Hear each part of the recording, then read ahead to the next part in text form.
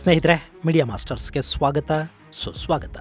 ಗೆಳೆಯರೆ, ಇರಾನ್ ವಿರುದ್ಧ ಇಸ್ರೇಲ್ ಮತ್ತು ಅಮೆರಿಕ ನಡೆಸ್ತಾ ಇರೋ ಯುದ್ಧ ಇನ್ನೆಷ್ಟು ದಿನ ಮುಂದುವರಿಬಹುದು? ಈ ಪ್ರಶ್ನೆ ಸಾಕಷ್ಟು ಭಾರತೀಯರನ್ನು ಕಾಡ್ತಾ ಇದೆ. ಯಾಕೆಂದರೆ ಈಗಾಗಲೇ ಭಾರತದಲ್ಲಿ ಒಂದು ದೊಡ್ಡ ರೂಮರ್ ಹಬ್ಬುತ್ತಾ ಇದೆ. ಇನ್ನು ಕೆಲ ದಿನಗಳಲ್ಲಿ ದೇಶದಲ್ಲಿ ಪೆಟ್ರೋಲು, ಡೀಸೆಲ್ಲು ಹಾಗೂ ಗ್ಯಾಸ್ನ ಅಭಾವ ಉಂಟಾಗುತ್ತೆ ಅಂತ. ಹೀಗೇನಾದರೂ ಆಗ್ಬಿಟ್ರೆ ಕಥೆ ಏನು ಅನ್ನೋದು ಹಲವರ ಚಿಂತೆ. ಹಾಗಾದರೆ ಭಾರತದ ಬಳಿ ಎಷ್ಟು ದಿನಕ್ಕಾಗುವಷ್ಟು ಸ್ಟಾಕ್ ಇದೆ? ಕಳೆದ 1.5 ತಿಂಗಳಿಂದ ಯುದ್ಧ ಈಗ ಆಗಿಬಿಡುತ್ತೆ, ಆಗ ಆಗಿಬಿಡುತ್ತೆ ಅನ್ನೋ ಪರಿಸ್ಥಿತಿ ಇದ್ರೂ ಭಾರತ ತನ್ನ ರಿಸರ್ವನ್ನ ಹೆಚ್ಚು ಮಾಡ್ಕೊಳ್ಳೋ ಕಡೆ ಗಮನ ಹರಿಸಲಿಲ್ವಾ? ಸ್ಟ್ರೈಟ್ ಆಫ್ ಹಾರ್ಮೋಸ್ ಒಂದು ಕ್ಲೋಸ್ ಆಗಿಬಿಟ್ರೆ ಭಾರತಕ್ಕೆ ಎಲ್ಲಿಂದಲೂ ತೈಲ ಬರದೇ ಇರೋ ಪರಿಸ್ಥಿತಿ ನಿರ್ಮಾಣ ಆಗುತ್ತಾ? ಬನ್ನಿ, ಆ ಬಗ್ಗೆ ಒಂದಷ್ಟು ಮಾಹಿತಿಯನ್ನು ನಾವಿಲ್ಲಿ ನೋಡೋಣ.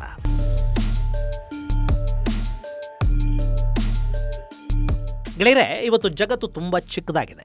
ಜಗತ್ತು ಇಂಡಿಪೆಂಡೆಂಟ್ ಅಲ್ಲ, ಇಂಟರ್ ಡಿಪೆಂಡೆಂಟು.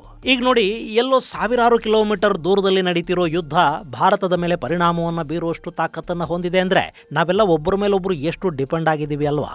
ಈಗಲೂ ಅಷ್ಟೇ ಯುದ್ಧ ನಡೀತಿರೋದು ಇರಾನ್ ಮತ್ತು ಅಮೆರಿಕ, ಇಸ್ರೇಲ್ಗಳ ನಡುವೆ. ಆದರೆ ಇದರಿಂದ ಸಮಸ್ಯೆಗೆ ತುತ್ತಾಗ್ತಾ ಇರೋದು ಅರ್ಧ ಜಗತ್ತು.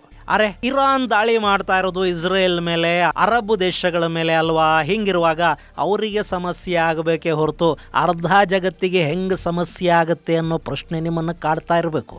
ಟ್ವಿಸ್ಟ್ ಇರೋದೇ ಅಲ್ಲಿ. ಈಗ ಯುದ್ಧ ನಡೀತಿರೋ ಮಧ್ಯಪ್ರಾಚ್ಯ ಜಗತ್ತಿನ ಬಹುಭಾಗಕ್ಕೆ ಇಂಧನ ಶಕ್ತಿಯನ್ನು ಕೊಡ್ತಾ ಇದೆ. ಅದರಲ್ಲೂ ಅರಬ್ ದೇಶಗಳು, ಭಾರತ, ಪಾಕಿಸ್ತಾನ, ಬಾಂಗ್ಲಾ, ಆಗ್ನೇಯ ಏಷ್ಯಾ ದೇಶಗಳು, ಪೂರ್ವ ಏಷ್ಯಾ ದೇಶಗಳಾದ ಜಪಾನ್, ಚೈನಾ ಸೇರಿದ ಹಾಗೆ ಸಾಕಷ್ಟು ದೇಶಗಳ ಪಾಲಿಗೆ ತೈಲ ಹಾಗೂ ನ್ಯಾಚುರಲ್ ಗ್ಯಾಸ್ನ ಮೂಲಗಳಾಗಿ ಕಾಣಿಸ್ತಾ ಇವೆ. ಈ ಭಾಗದಲ್ಲಿ ಜಗತ್ತಿನ ಅರ್ಧಕ್ಕೂ ಹೆಚ್ಚು ಜನಸಂಖ್ಯೆ ಇದೆ. ಹೀಗಾಗಿ ಮಧ್ಯಪ್ರಾಚ್ಯದ ಯುದ್ಧ ಅರ್ಧ ಜಗತ್ತಿಗೆ ಸಮಸ್ಯೆಯನ್ನ ತಂದೊಡ್ಡುತ್ತಾ ಇದೆ ಅಂತ ಹೇಳಿದ್ರೆ ತಪ್ಪೇನಾಗೋದಿಲ್ಲ. ಇನ್ನು ಇರಾನ್ ಯುದ್ಧದ ನೇರ ಪರಿಣಾಮವನ್ನು ಎದುರಿಸಬೇಕಾಗ್ತಾ ಇರೋದು ಭಾರತ ಮತ್ತು ಚೈನಾಗಳು. ಈ ಎರಡೂ ಕೂಡ ಅತಿ ಹೆಚ್ಚು ಪ್ರಮಾಣದ ತೈಲವನ್ನ ಆಮದು ಮಾಡಿಕೊಳ್ಳೋ ದೇಶಗಳು ಮತ್ತು ಭಾರತ ಮತ್ತು ಚೈನಾಗಳಿಗೆ ತೈಲ ಹಾಗೂ ನ್ಯಾಚುರಲ್ ಗ್ಯಾಸ್ ದೊಡ್ಡ ಪ್ರಮಾಣದಲ್ಲಿ ಸರಬರಾಜಾಗೋದು ಸ್ಟ್ರೈಟ್ ಆಫ್ ಹಾರ್ಮೋಸ್ ಮೂಲಕ. ನೀವಿಲ್ಲಿ ನೋಡ್ತಾ ಇದ್ದೀರಲ್ಲ, ಇದು straight of Hormuz. Persian Gulf ಹಾಗೂ ಗಲ್ಫ್ ಆಫ್ ಒಮನ್ ಬೆಸೆಯುವ ಜಾಗನೇ ಈ ಸ್ಟ್ರೈಟ್ ಆಫ್ ಹಾರ್ಮೋಸ್. ಇದು ಜಗತ್ತಿನ ಅತ್ಯಂತ ಕಿರಿಯ ಜಲಸಂಧಿಗಳ ಪೈಕಿ ಒಂದು ಅನ್ನಿಸ್ಕೊಳ್ಳುತ್ತೆ. ಆದರೆ ಇದರ ಮಹತ್ವ ತುಂಬಾನೇ ದೊಡ್ಡದು. ಯಾಕೆಂದ್ರೆ ಈ ಸ್ಟ್ರೈಟ್ ಆಫ್ ಹಾರ್ಮೋಸ್ನಿಂದ ಪಾಸ್ ಆಗದೇ ಇದ್ರೆ ಕತಾರ್, ಬಹ್ರೈನ್, ಕುವೈತ್ ಹಾಗೂ ಇರಾಕ್ಗಳಿಗೆ ಸಾಗರ ಮಾರ್ಗ ಅನ್ನೋದು ಸಿಗೋದಿಲ್ಲ. ಸೊ ಸಮುದ್ರ ಮಾರ್ಗದಲ್ಲಿ ನಡೆಯುವ ತೈಲ ವ್ಯಾಪಾರಕ್ಕೆ ಸ್ಟ್ರೈಟ್ ಆಫ್ ಹಾರ್ಮೋಸ್ ಅನ್ನೋದು ಅತಿ ಮುಖ್ಯ ಅನ್ನಿಸ್ಕೊಳ್ಳುತ್ತೆ. ಹೀಗಾಗಿನೇ ಇರಾನ್ ನಾವು ಈ ಸ್ಟ್ರೈಟ್ ಆಫ್ ಹಾರ್ಮೋಸ್ ಅನ್ನ ಮುಚ್ಚಿಬಿಡ್ತೀವಿ ಅಂತ ಹೇಳ್ತಾ ಇದೆ. ಅದನ್ನ ಕ್ಲೋಸ್ ಮಾಡೋದಕ್ಕೆ ಕೂಡ ಪ್ರಯತ್ನಗಳನ್ನು ಮಾಡ್ತಾ ಇದೆ. ಇನ್ನು ಸ್ಟ್ರೈಟ್ ಆಫ್ ಹಾರ್ಮೋಸ್ ಇಲ್ಲ ಅಂದ್ರೆ ಸೌದಿ ಅರೇಬಿಯಾ ರೆಡ್ ಸಿ ಮೂಲಕ ಕೂಡ ಸಮುದ್ರ ವ್ಯಾಪಾರವನ್ನು ಮಾಡಬಹುದು. ಅಲ್ಲಿನ ಇನ್ನಿತರ ದೇಶಗಳಿಗೆ ಕೂಡ ರೆಡ್ ಸಿ ಮೂಲಕ ವ್ಯಾಪಾರ ಮಾರ್ಗಕ್ಕೆ ಸಂಪರ್ಕವನ್ನು ಕಲ್ಪಿಸಿಕೊಡಬಹುದು. ಆದರೆ ಅಲ್ಲಿ ಕೆಳಗೆ ಹೌತಿಗಳಿದ್ದಾರೆ. ಇರಾನ್ ಹಾರ್ಮೋಸ್ ಅನ್ನು ಮುಚ್ಚಿದ ಕೂಡಲೇ ಹೌತಿಗಳು ರೆಡ್ ಸಿ ಮಾರ್ಗದಲ್ಲಿ ಕೂಡ ತೊಂದರೆಯನ್ನು ಶುರು ಮಾಡ್ತಾರೆ. ಹೀಗಾಗಿ ಈ ಮಾರ್ಗ ಕೂಡ ಸೇಫ್ ಅಂತ ಅನ್ಸೋದಿಲ್ಲ. ದಾಳಿಗಳು ನಡೆಯುತ್ತವೆ ಅನ್ನೋದು ಗೊತ್ತಾದ ಮೇಲೆ ತೈಲ ಹಡಗುಗಳಿಗೆ ಇನ್ಶೂರೆನ್ಸ್ ಸಿಗೋದಿಲ್ಲ. ಅಲ್ಲಿಗೆ ಸರಬರಾಜಲ್ಲಿ ವ್ಯತ್ಯಯ ಆಗ್ತಾ ಹೋಗುತ್ತೆ. ಇದರ ಪರಿಣಾಮ ಭಾರತ, ಚೈನಾ, ಜಪಾನ್, ದಕ್ಷಿಣ ಕೊರಿಯಾ, ಆಗ್ನೇಯ ಏಷ್ಯಾದ ದೇಶಗಳು ಸೇರಿದಂತೆ ಪೂರ್ವ ದೇಶಗಳು ಹಾಗೂ ಪಶ್ಚಿಮದ ದೇಶಗಳು ಕೂಡ ಆಯಿಲ್ ಮತ್ತು ನ್ಯಾಚುರಲ್ ಗ್ಯಾಸ್ ಕೊರತೆಯನ್ನು ಅನುಭವಿಸಬೇಕಾಗಿ ಬರುತ್ತೆ. ಇನ್ನು ಆಫ್ರಿಕಾ ಹಾಗೂ ಇನ್ನಿತರ ದೇಶಗಳಲ್ಲಿ ಕೂಡ ತೈಲ ಸಿಗುತ್ತಲ್ಲ, ಅಲ್ಲಿಂದನೂ ತರಿಸ್ಕೋಬಹುದಲ್ವಾ? ತರಿಸ್ಕೋಬಹುದು. ಆ ದೇಶಗಳ ಮೇಲೆ ಜಗತ್ತಿನ ಶ್ರೀಮಂತ ದೇಶಗಳು ಆಧಾರ ಪಡುತ್ತವೆ. ಹೀಗಾಗಿ ಡಿಮ್ಯಾಂಡ್ ಹೆಚ್ಚಾಗಿ ಸಪ್ಲೈ ಕಡಿಮೆ ಆದಾಗ ಸಹಜವಾಗಿ ಬೆಲೆ ಏರಿಕೆ ಆಗುತ್ತೆ. ಈಗಾಗಲೇ ಕಚ್ಚಾ ತೈಲದ ಬೆಲೆ $80 ಮುಟ್ಟಿದೆ. ಸ್ಟ್ರೈಟ್ ಆಫ್ ಹಾರ್ಮೋಸ್ ಅನ್ನೋದು ಸಂಪೂರ್ಣವಾಗಿ ಮುಚ್ಚಲ್ಪಟ್ರೆ 1 ಬ್ಯಾರಲ್ ತೈಲದ ಬೆಲೆ $100 ತಲುಪುವ ಸಾಧ್ಯತೆಗಳೂ ಇವೆ ಅಂತ ಹೇಳ್ತಾ ಇದ್ದಾರೆ. ಈಗ ಭಾರತೀಯರನ್ನ ಆತಂಕಕ್ಕೆ ದೂಡ್ತಾ ಇರೋದು ಇದೇ ವಿಷಯ.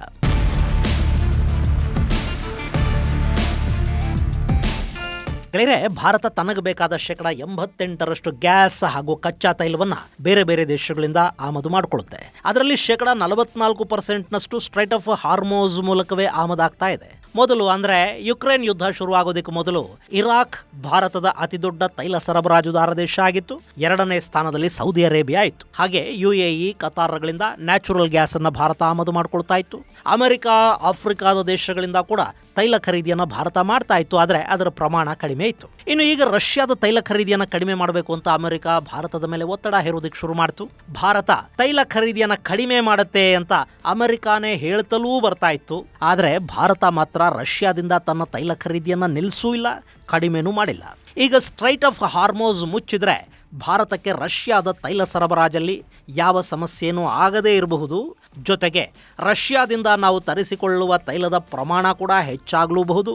ಆದರೂ ಇನ್ನುಳಿದ 45% ತೈಲ ಮತ್ತು ನ್ಯಾಚುರಲ್ ಗ್ಯಾಸ್ ಸರಬರಾಜಿಗೆ ತೊಂದರೆ ತಪ್ಪಿದ್ದಲ್ಲ ಅನ್ನೋ ಸುದ್ದಿ ದೊಡ್ಡ ಪ್ರಮಾಣದಲ್ಲಿ ಹಬ್ಬುತ್ತಾ ಇದೆ. ಹಾಗಾದ್ರೆ ಭಾರತ ನಿಜಕ್ಕೂ ತೈಲ ಸಮಸ್ಯೆಗೆ ತುತ್ತಾಗತ್ತಾ?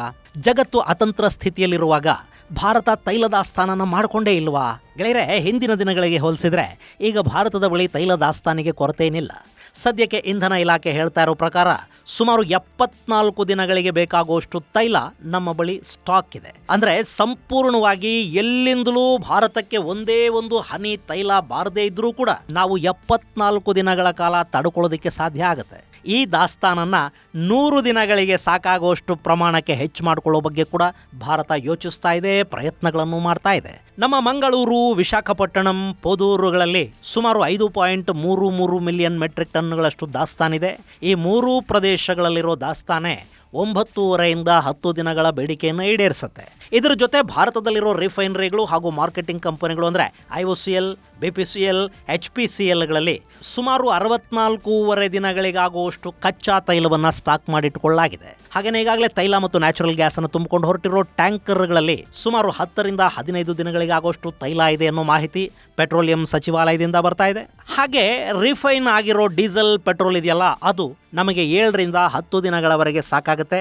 ಇನ್ನು LNG ಮತ್ತು LPGಗಳ ರೆಡಿ ಸ್ಟಾಕ್ ಕೂಡ 10ರಿಂದ 12 ದಿನಗಳವರೆಗೆ ಸಾಕಾಗುತ್ತೆ. ಇದರ ಜೊತೆ ಪ್ರತಿನಿತ್ಯ ಡೀಸೆಲ್, ಪೆಟ್ರೋಲ್ ಹಾಗೂ ಗ್ಯಾಸ್ ಉತ್ಪಾದನೆ ಆಗ್ತಲೇ ಇರುತ್ತಲ್ಲ, ಹೀಗಾಗಿ 74 ದಿನಗಳಿಗೆ ನಮಗೆ ಯಾವ ಸಮಸ್ಯೆನೂ ಇರೋದಿಲ್ಲ ಅಂತ ಪೆಟ್ರೋಲಿಯಂ ಸಚಿವಾಲಯ ಹೇಳಿದೆ.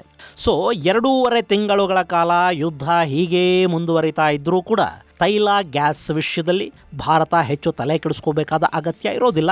ಇನ್ನು ಭಾರತದ ಅತಿದೊಡ್ಡ ಸರಬರಾಜುದಾರ ರಷ್ಯಾ ಇದ್ದೇ ಇದೆ. ರಷ್ಯಾದಿಂದ ತೈಲವನ್ನು ತರಿಸ್ಕೊಳ್ಳೋದಕ್ಕೆ ಸ್ಟ್ರೈಟ್ ಆಫ್ ಹಾರ್ಮೋಸ್ ಬೇಕಾಗೋದಿಲ್ಲ. ಇನ್ನು ಈ ಸಂದರ್ಭದಲ್ಲಿ ಅಮೆರಿಕ ಕೂಡ ರಷ್ಯಾ ತೈಲ ಆಮದಿನ ಬಗ್ಗೆ ತಕರಾರು ತೆಗೆಯೋದಿಕ್ಕೆ ಹೋಗೋದಿಲ್ಲ. ಹಾಗೆ ವೆನೆಜುವೆಲಾದ ತೈಲ ಕೂಡ ಭಾರತಕ್ಕೆ ಬರ್ತಾ ಇದೆ. ರಿಲಯನ್ಸ್ ವೆನೆಜುವೆಲಾದ ತೈಲ ಖರೀದಿಗೆ ಅಮೆರಿಕಾದ ಕಂಪನಿಗಳ ಜೊತೆ ಒಪ್ಪಂದವನ್ನು ಮಾಡಿಕೊಂಡಿದೆ. ಗಯಾನಾ ಭಾರತಕ್ಕೆ ತೈಲ ಕೊಡುತ್ತೆ. ಇನ್ನಿತರ ದಕ್ಷಿಣ ಅಮೆರಿಕಾದ ದೇಶಗಳು, ನೈಜೀರಿಯಾದಂಥ ಆಫ್ರಿಕಾದ ದೇಶಗಳು ಕೂಡ ಭಾರತಕ್ಕೆ ತೈಲವನ್ನು ಪೂರೈಸುವ ನಿಟ್ಟಲ್ಲಿ ಸಹಾಯವನ್ನು ಮಾಡುತ್ತವೆ. ಇನ್ನು ನಮ್ಮ ಅಂಡಮಾನ್ ನಿಕೋಬಾರ್ ಅಲ್ಲಿ ಕೂಡ ಗಯಾನಾದಷ್ಟು ದೊಡ್ಡ ಆಯಿಲ್ ಫೀಲ್ಡ್ ಸಿಕ್ಕಿದೆ. ಆದರೆ ಅಲ್ಲಿಂದ ಇನ್ನೂ ತೈಲವನ್ನು ಹೊರತೆಗೆಯುವ ಕೆಲಸ ಸಂಪೂರ್ಣವಾಗಿ ಆರಂಭ ಆಗಿಲ್ಲ. ಅದು ಕೂಡ ಶುರು ಆಗಿಬಿಟ್ರೆ ಭಾರತಕ್ಕೆ ತೈಲದ ಸಮಸ್ಯೆ ಏನಾಗೋದಿಲ್ಲ. ಆದರೆ ಅಂಡಮಾನ್ ನಿಕೋಬಾರ್ನ ತೈಲ ಈಗಲೇ ಸಿಕ್ಕಿಬಿಡುತ್ತೆ ಅಂತಲ್ಲ, ಅದಕ್ಕಿನ್ನೂ ಸಾಕಷ್ಟು ಸಮಯ ಬೇಕಾಗಬಹುದು. ಗೆಳೆಯರೆ, ಇಲ್ಲಿ ರಷ್ಯಾ, ದಕ್ಷಿಣ ಅಮೆರಿಕ ಹಾಗೂ ಆಫ್ರಿಕಾದ ದೇಶಗಳಿಂದ ಬರುವ ತೈಲ ಮತ್ತು ನ್ಯಾಚುರಲ್ ಗ್ಯಾಸ್ಗೆ ದೊಡ್ಡ ಸಮಸ್ಯೆ ಏನಾಗೋದಿಲ್ಲ. ಅವು ರೆಡ್ ಸಿ ಮಾರ್ಗದಲ್ಲೋ ಅಥವಾ ಆಫ್ರಿಕಾನ ಸುತ್ತಕೊಂಡು ಕೇಪ್ ಆಫ್ ಗುಡ್ ಹೋಪ್ ಮಾರ್ಗದಲ್ಲೋ ಬರುತ್ತವೆ. ಹೀಗಾಗಿ ಭಾರತಕ್ಕೆ ತೈಲ ಸಮಸ್ಯೆ ಉಂಟಾಗದೇ ಇರಬಹುದು. ಆದರೂ ಸಾಗಾಣಿಕೆ ವೆಚ್ಚ ಮತ್ತು ಕಚ್ಚಾ ತೈಲದ ಬೆಲೆಯಲ್ಲುಂಟಾಗುವ ಏರಿಕೆಗಳು ಇಲ್ಲಿ ಸ್ವಲ್ಪ ಮಟ್ಟಿಗೆ ಸಮಸ್ಯೆಯನ್ನುಂಟು ಮಾಡುತ್ತವೆ. ಆದರೂ ಗ್ರಾಹಕರಿಗೆ ಬೆಲೆ ಏರಿಕೆಯ ಬಿಸಿ ತಟ್ಟದ ಹಾಗೆ ಸರ್ಕಾರ ಇಲ್ಲಿ ನೋಡ್ಕೋಬೇಕು. ಇವತ್ತು ನಾವು ತೈಲ ಸಮಸ್ಯೆ ಆಗತ್ತೆ ಅಂತ ಏನು ಅಂದ್ಕೋತಾ ಇದ್ದೀವಿ, ಇದೇ ಥರದ ಸಮಸ್ಯೆ 1970ರ ದಶಕದಲ್ಲೂ ಆಗಿತ್ತು. ಅವತ್ತು ಇಸ್ರೇಲ್ ಅರಬ್ ಯುದ್ಧ ಶುರುವಾದಾಗ ನಾವು ತೈಲ ಸರಬರಾಜನ್ನು ನಿಲ್ಲಿಸಿಬಿಡ್ತೀವಿ ಅಂತ ಅರಬ್ ದೇಶಗಳು ಹೇಳಿದ್ವು. ಅವತ್ತು ಇಡೀ ಜಗತ್ತು ಅರಬ್ ದೇಶಗಳ ಮೇಲೆ ಆಧಾರಪಟ್ಟಿತ್ತು. ಆದರೆ ಇವತ್ತು ಪರಿಸ್ಥಿತಿ ಹಾಗಿಲ್ಲ. ಜಗತ್ತಿಗೆ ಸಾಕಷ್ಟು ಆಪ್ಷನ್ಗಳಿವೆ.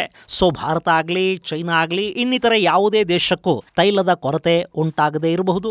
ಆದರೂ ಬೆಲೆ ಹೆಚ್ಚಾಗೋ ಸಾಧ್ಯತೆಗಳನ್ನು ತಳ್ಳಿ ಹಾಕೋದಿಕ್ಕಾಗೋದಿಲ್ಲ. ಇನ್ನು ಇರಾನ್ ಈ ಯುದ್ಧವನ್ನು ಎಷ್ಟು ದಿನ ಮುಂದುವರಿಸುತ್ತೆ ಅನ್ನೋದು ಕೂಡ ಇಲ್ಲಿ ತುಂಬಾನೇ ಮುಖ್ಯ. ನಿಮಗೆ ಗೊತ್ತಿರಲಿ, ಇರಾನ್ ಬಳಿ ಇರೋ ಆಯುಧಗಳ ಲೆಕ್ಕಾಚಾರವನ್ನು ನಾವು ಗಮನಿಸಿದ್ರೆ ಈ ಯುದ್ಧ 10-15 ದಿನಗಳಿಗಿಂತ ಹೆಚ್ಚು ಕಾಲ ಎಫೆಕ್ಟಿವ್ ಆಗಿ ನಡೆಯೋದಿಲ್ಲ. ಅಮೆರಿಕ ಹಾಗೂ ಇಸ್ರೇಲ್ಗಳು ಇರಾನ್ ಮೇಲೆ ದೊಡ್ಡ ಪ್ರಮಾಣದ ದಾಳಿಯನ್ನು ಮುಂದುವರಿಸ್ತಾ ಹೋಗುತ್ತವೆ. ಇರಾನಿನ ಆಯುಧಾಗಾರಗಳನ್ನೇ ಟಾರ್ಗೆಟ್ ಮಾಡಿಕೊಂಡು ಇಸ್ರೇಲ್ ದಾಳಿ ಮಾಡ್ತಾ ಹೋಗುತ್ತೆ. ಅಲ್ಲಿನ ನಾಯಕರನ್ನ ಕೊಂದು ಹಾಕ್ತಾರೆ. ಜೊತೆಗೆ ಆಂತರಿಕವಾಗಿ ಕೂಡ ಗಲಭೆಗಳನ್ನ ಹೆಚ್ಚು ಮಾಡಿಸೋ ಪ್ರಯತ್ನಗಳು ನಡೀತಾ ಇವೆ. ಅವು ಕೂಡ ತುಂಬಾ ಯಶಸ್ವಿಯಾಗೇ ಆಗತ್ವೆ. ಇನ್ನು ಕುರ್ದ್ ಪಡೆಗಳು ಕೂಡ ಇರಾನ್ ವಿರುದ್ಧದ ಈ ಯುದ್ಧದಲ್ಲಿ ನಮಗೆ ಸಹಾಯ ಮಾಡಲಿ ಅಂತ ಟ್ರಂಪ್ ಬಯಸ್ತಾ ಇದ್ದಾರೆ. ಅವರ ಜೊತೆಗೂ ಅಮೆರಿಕ ಮಾತುಕತೆಗಳನ್ನು ಶುರು ಮಾಡಿದೆ. ಇವೆಲ್ಲ ಇರಾನ್ ಆಡಳಿತ ಅಮೆರಿಕ ಜೊತೆ ಸಂಧಾನದ ಮಾತುಕತೆಗಳಿಗೆ ಬರೋ ಹಾಗೆ ಮಾಡುತ್ತೆ. ಇನ್ನು ಇರಾನಿಗೆ ಹೊರಗಿಂದ ಯಾವ ಸಹಾಯನೂ ಸಿಗ್ತಾ ಇಲ್ಲ. ಇಸ್ಲಾಮಿಕ್ ಸೆಂಟಿಮೆಂಟ್ ಕೂಡ ಅರಬ್ ದೇಶಗಳ ಮೇಲೆ ಮೇಲಿನ ದಾಳಿಯೊಂದಿಗೆ ಅರಬ್ಬಿ ಸಮುದ್ರವನ್ನು ಸೇರಿದೆ. ಹಿಂಗಾಗಿ ಈ ಯುದ್ಧ ಹೆಚ್ಚು ದಿನಗಳದ್ದಂತೂ ಅಲ್ಲ. ಆದ್ರೆ ಯುದ್ಧ ಮುಗಿದು ಕೂಡಲೇ ಇರಾನ್ನಲ್ಲಿ ಶಾಂತಿ ನೆಲೆಸಿಬಿಡುತ್ತೆ ಅಂತಲ್ಲ. ಪ್ರಾಕ್ಸಿಗಳು ಅಲ್ಲಿ ದಾಳಿಗಳನ್ನ ಮುಂದುವರಿಸ್ತಾ ಹೋಗ್ತಾರೆ. ಅಲ್ಲಿ ಅಮೆರಿಕ ಅದನ್ನ ಕೂಡ ನಿಯಂತ್ರಿಸುವ ಕೆಲಸವನ್ನ ಮಾಡಬೇಕು. ಮುಂದೆ ಕೂಡ IRGC ಬಲ ಪಡ್ಕೊಳ್ಳೋದ ಹಾಗೆ ನೋಡ್ಕೋಬೇಕಾಗತ್ತೆ. ಹೀಗಾಗಿನೇ ಟ್ರಂಪ್ ಈ ಯುದ್ಧ ಇನ್ನೆಷ್ಟು ದಿನಗಳ ಕಾಲ ನಡೆಯುತ್ತೋ ಗೊತ್ತಿಲ್ಲ ಅಂತ ಹೇಳಿದ್ದಾರೆ. ಇನ್ನು ಸ್ಟ್ರೈಟ್ ಆಫ್ ಹಾರ್ಮೋಸ್ ಮೇಲೆ ಇರಾನ್ನ ಹಿಡಿತವನ್ನ ತಪ್ಪಿಸಬೇಕು ಅಂತಲೇ ಅರಬ್ ದೇಶಗಳು ಈ ಪರಿ ಹಠಕ್ಕೆ ಬಿದ್ದಿರೋದು. ಹೀಗಾಗಿ ಅಲ್ಲಿ ಅಮೆರಿಕಾದ ನೌಕಾಪಡೆ ಬಂದು ನಿಲ್ಲುತ್ತೆ. ಪೇಟ್ರಿಯಾಟ್, ಥಾಡ್ ಹಾಗೆ ಇನ್ನಿತರ ಏರ್ ಡಿಫೆನ್ಸ್ ಸಿಸ್ಟಮ್ಗಳನ್ನು ಇಟ್ಟುಕೊಂಡು ಇರಾನಿನ ಏರಿಯಲ್ ಸ್ಟ್ರೈಕ್ಗಳನ್ನು ತಡಿತಾ ಹೋಗ್ತಾರೆ. ಅಲ್ಲಿಗೆ ಸ್ಟ್ರೈಟ್ ಆಫ್ ಹಾರ್ಮೋಸ್ ಕೂಡ ಸೇಫ್ ಪ್ಯಾಸೇಜ್ ಅನ್ನಿಸ್ಕೊಳ್ಳುತ್ತೆ. ಇದೆಲ್ಲದಕ್ಕೆ ಇನ್ನು 2-3 ವಾರಗಳ ಕಾಲ ಕಾಯಬೇಕಾಗ ಬಂದ್ರೆ ಅದೇ ಹೆಚ್ಚು. ಅಲ್ಲಿವರೆಗೆ ನಮ್ಮಲ್ಲಿ ತೈಲದ ಸ್ಟಾಕ್ ಇದೆ, ಹೆಚ್ಚು ಚಿಂತೆ ಮಾಡಬೇಕಾದ ಅಗತ್ಯ ಏನಿಲ್ಲ. ಇನ್ನು ರಷ್ಯಾ ಕೂಡ ಭಾರತಕ್ಕೆ ಬೇಕಾದಷ್ಟು ತೈಲವನ್ನು ಸರಬರಾಜು ಮಾಡೋದಕ್ಕೆ ನಾವು ಸಿದ್ಧ ಇದ್ದೀವಿ ಅಂತ ಹೇಳಿದೆ. ಅಷ್ಟೇ ಅಲ್ಲ, ಯಥಾ ಪ್ರಕಾರ ಭಾರತಕ್ಕೆ ಡಿಸ್ಕೌಂಟ್ ಬೆಲೆಯಲ್ಲೇ ತೈಲವನ್ನು ಕೊಡ್ತೀವಿ ಅಂತ ರಷ್ಯಾ ಹೇಳ್ತಾ ಇದೆ. ಈ ಸಂದರ್ಭದಲ್ಲಿ ರಷ್ಯಾದ ತೈಲ ಭಾರತಕ್ಕೆ ತುಂಬ ಮುಖ್ಯ ಆಗುತ್ತೆ ಮತ್ತು ಅಪರಿಮಿತ ಪ್ರಮಾಣದಲ್ಲಿ ಭಾರತಕ್ಕೆ ಬೇಕಾದಷ್ಟು ತೈಲವನ್ನು ರಷ್ಯಾ ಕೊಡ್ತಾ ಹೋದರೆ ನಮಗೆ ಮಧ್ಯಪ್ರಾಚ್ಯದಿಂದ ಉಂಟಾಗಬಹುದಾದ ತೈಲ ಸಮಸ್ಯೆ ಏನಿದೆ ಅದು ಕೂಡ ಬಗೆಹರಿದ ಹಾಗಾಗತ್ತೆ. ಹೀಗಾಗಿ ಸ್ಟ್ರೈಟ್ ಆಫ್ ಹಾರ್ಮೋಸ್ ಸಂಕಷ್ಟ ಭಾರತದ ಮಟ್ಟಿಗೆ ತುಂಬ ದೊಡ್ಡ ಸಂಕಷ್ಟ ಆಗದೇ ಇರಬಹುದು.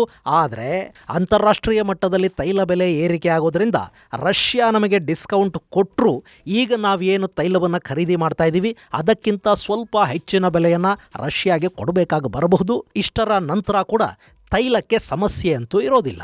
ಪ್ಯಾನಿಕ್ ಆಗಿ ಪೆಟ್ರೋಲ್ ಬಂಕ್ಗಳ ಮುಂದೆ ಹೋಗಿ ಕಿಲೋಮೀಟರ್ಗಳ ಗಟ್ಟಲೆ ಸಾಲಲ್ಲಿ ನಿಂತ್ಕೋಬೇಕಾದ ಅಗತ್ಯ ಕೂಡ ಸದ್ಯಕ್ಕೇನು ಕಾಣ್ತಾ ಇಲ್ಲ. ಇದು ಗೆಳೆಯರೆ, ಇರಾನ್ ಮತ್ತು ಅಮೆರಿಕ ನಡುವಿನ ಯುದ್ಧದಲ್ಲಿ ಭಾರತಕ್ಕೆ ತೈಲ ಅಭಾವ ಉಂಟಾಗಲಿದೆಯಾ ಅನ್ನೋದರ ಕುರಿತಾದ ಒಂದಷ್ಟು ಮಾಹಿತಿ. ಮುಂದಿನ ಸಂಚಿಕೆಯಲ್ಲಿ ಮತ್ತಷ್ಟು ವಿಶೇಷಗಳ ಜೊತೆ ಮತ್ತೆ ಭೇಟಿಯಾಗೋಣ. ಅಲ್ಲಿವರೆಗೆ ಜೈ ಹಿಂದ್, ಜೈ ಕರ್ನಾಟಕ.